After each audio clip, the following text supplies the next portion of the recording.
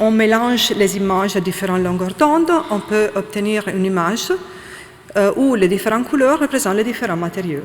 Donc le rouge, ce sont matériaux qui vont disparaître et le vert et le marron vont rester aussi à l'infrarouge.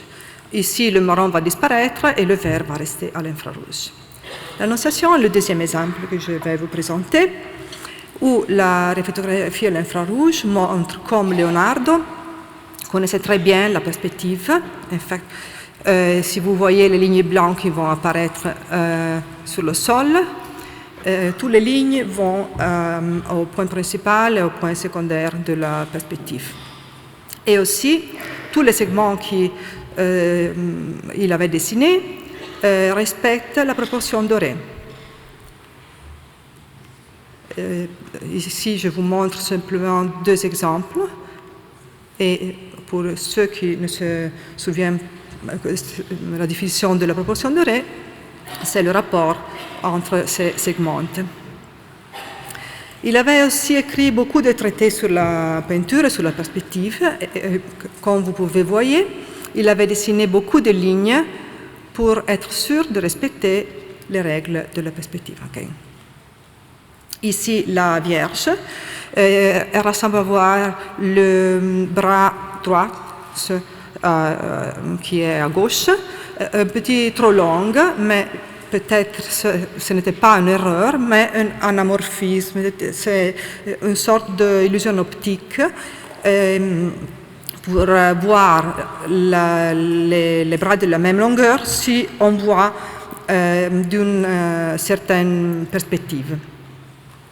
Et encore, un repenti, il avait changé son idée lorsqu'il a terminé l'œuvre. Et donc, aussi ici, ces maisons ont disparu. Dans la version finale, il y a aussi un empreinte digitale de Leonardo.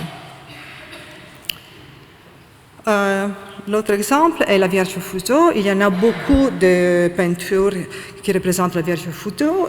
Nous avons analysé 4 et je vais vous présenter la Vierge appelée Landstone Madonna, du nom du propriétaire. À droite, l'image visible et à gauche, la réflectographie infrarouge. Et vous pouvez voir que ce qui ressemble à une croix en bois, ce n'est pas une croix, mais c'est un dévidoir. C'est une machine à filer. Je ne connais pas le nom exact. En tout cas, au-dessus de la jambe de l'enfant, il y a aussi le fuseau. Et ici, il y a aussi une image de la machine à filer et des fuseaux.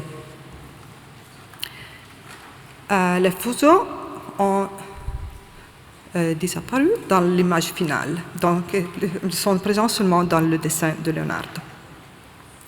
Et enfin, aussi les montagnes remplacent une maison avec un groupe autour le marcheur. Ce groupe, on l'a retrouvé dans la Vierge Fuseau d'Édimbourg, là, et aussi dans le dessin de la Landstone Madonna.